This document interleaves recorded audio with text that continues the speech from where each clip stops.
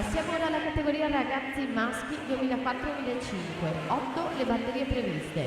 Nella prima troviamo in corsia 2 Marco Sacher, alla 3 Ogni Nikolic, alla 4 Borslana, alla 5 Carmine Cavoto, alla 6 Lorenzo Micheletto, alla 7 Pietro Sacher.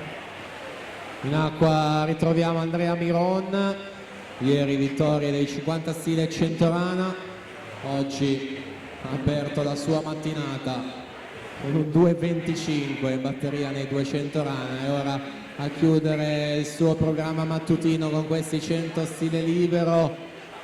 La vittoria della batteria arriva con 56 e 55, quindi miglior tempo e corsia 4 questo pomeriggio. Filippini 57 e 17, 5 grani 58 e 83.